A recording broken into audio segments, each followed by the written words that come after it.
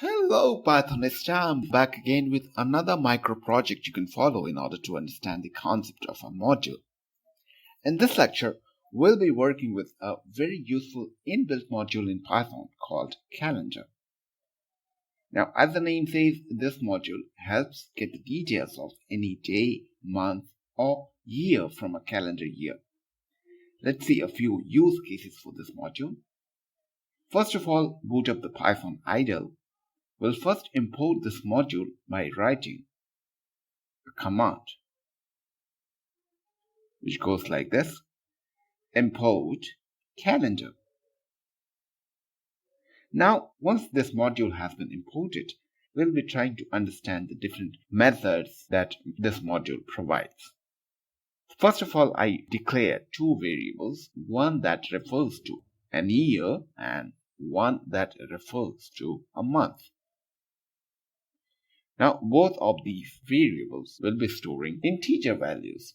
Say, for example, I have a variable with the name v_yr that will refer to a year. Let's say the year 2020. Then I have another variable with the name v_month, for example, that refers to an integer value 1.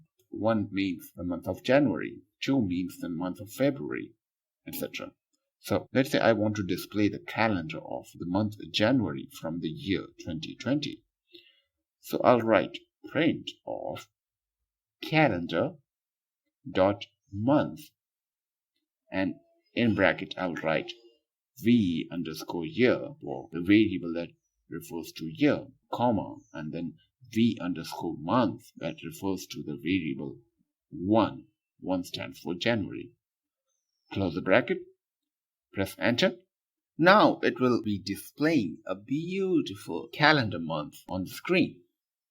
Isn't it beautiful? Alright, let's try to understand what this complete set of Python commands do. We first import the calendar module, and then in this last statement, what we do is we use a class with the same name as the name of the module, calendar, followed by a dot, and then the name of the method, which is month. So this method month is an inbuilt method for this calendar class. So we write calendar.month, and inside the bracket, it takes two values. One is the year, and then another one is the month. So we first imported the calendar module, and then we used a calendar class defined in that module, and we used the month function, or the month method rather, to display the value, display the dates with the days as header, followed by the complete calendar. Like this, we have other modules in Python that we can use. So this was just a use case.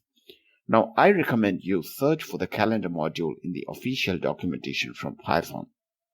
It's time you start exploring Python, not only from this course, but also from other recommended sources, such in Google or in Stack Overflow.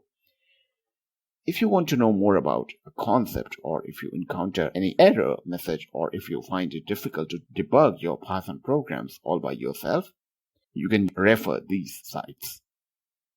And if you are still not able to find what you are looking for, post your queries or questions in the Q&A forum of this course, and I or other students participating in that forum will help you out.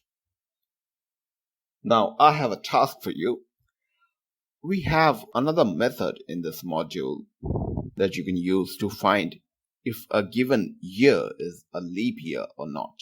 For those who do not know, a leap year is the year in which the days in the month of February are 29. And in the rest of the years which are not leap years, the number of days in the month of February is 28. So your task is to find out if there is any method in this calendar module which you can use to find out if a given year is a leap year or not. Alright, that's it for this lecture. I hope this lecture was useful, and congratulations on completing this micro project.